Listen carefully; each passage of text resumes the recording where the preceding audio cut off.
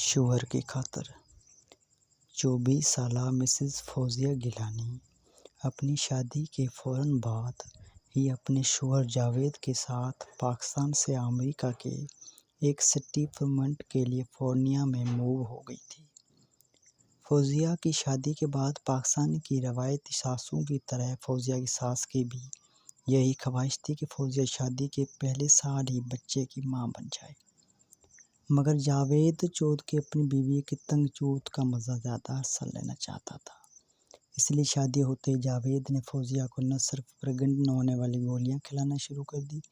بلکہ اس کے دوران جاوید جب بھی فارغ ہونے لگتا تو وہ فوراً اس کو اپنی بیوی کی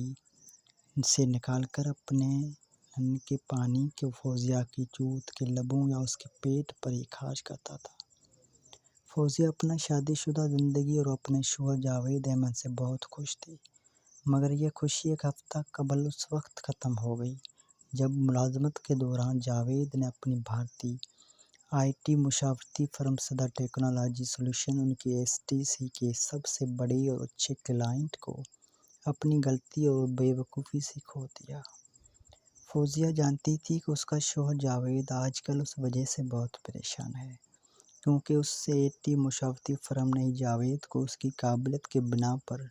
دبئی سے سلیکٹ کر کے ورک ویزا پر امریکہ میں نوکری دی تھی۔ اس کمپنی کا انڈین مالک مسٹر سنیل قاسم کل شام ہی انڈیا سے واپس امریکہ آیا تھا اور آتے ساتھ ہی اس نے فون کر جاوید کو دوسرے دن جاب کے دوران ہی لنچ ٹائم میں اپنے گھر میں ملاقات کے لیے بلایا تھا۔ اپنی کمپنی کے اونر کے یہ کال سنتے ہی جاوید کو اس بات کا پکا یقین ہو گیا کہ مسٹر قاسم سے ہونے والی یہ پہلی ملاقات ہی جاوید کے لیے آخری ملاقات ثابت ہوگی اور جاوید کو اپنی غلطی کا خمیازہ نوکری سے چھٹی کی صورت میں بھگتنا پڑے گا۔ یہی وجہ تھی کہ اگلی صبح جاب پر جاتے ہوئے جاوید کی پریشانی میں بہت زیادہ اضافہ ہو چکا تھا۔ ادھر جاوید اپنی پریشانی میں مبتلا تھا تو دوسری طرف اس کی نہایت خوبصورت اور وفادار بیوی فوزیہ کی حالت بھی اس سے مختلف نہیں تھی۔ اپنے شوہر کے آفس جانے کے بعد ایک سفید سلوشن بلاؤز اور سیاہ کیپری میں ملبوس ہو کر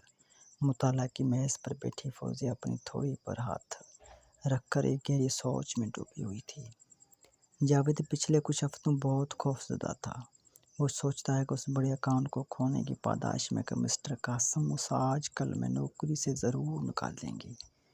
اپنے شوہر کی پریشانی کے بارے میں سوچتے ہوئے فوزیہ کے دل میں اس وقت یہ خیال چل رہا تھا،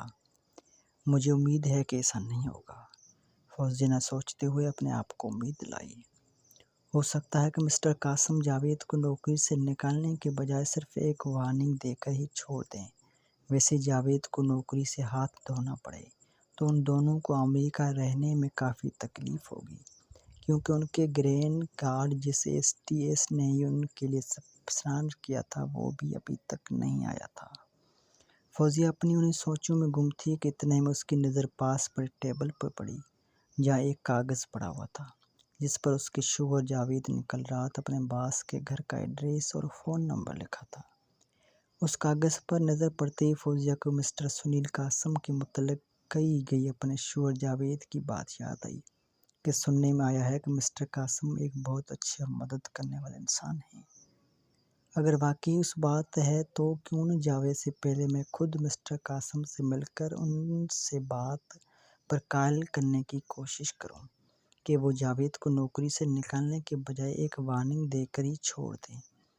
اپنے شوہر کو صبح پریشانی کی حالت میں جاب پر جاتے ہوئے دیکھ کر فوزیہ خود بہت پریشان ہو چکی تھی، اس لیے جاوید کی کہی گئی غلطی خود سلجھانے کا یہ خیال اس کے دل میں اس وقت آنے لگا تھا۔ مگر کہیں یہ نہ ہو کہ جاوید کے بجائے میرا جانا مسٹر قاسم کو اچھا نہ لگے، اس طرح جاوید کا کام سدھرنے کے بجائے پہلے سے زیادہ خراب ہو جائے۔ مسٹر قاسم سے ملنے کا خیال دل میں اٹھتے ہی فوزیہ کے دل میں اسے وسوسے نے جنم لیا، مگر اس کے ساتھ ہی جو ہوگا دیکھا جائے گا کا سوچتے ہوئے فوزیہ نے پاس پڑے اس پیپر سے فون نمبر دے کر اپنے شوہر کے باس کو کال ملا دی۔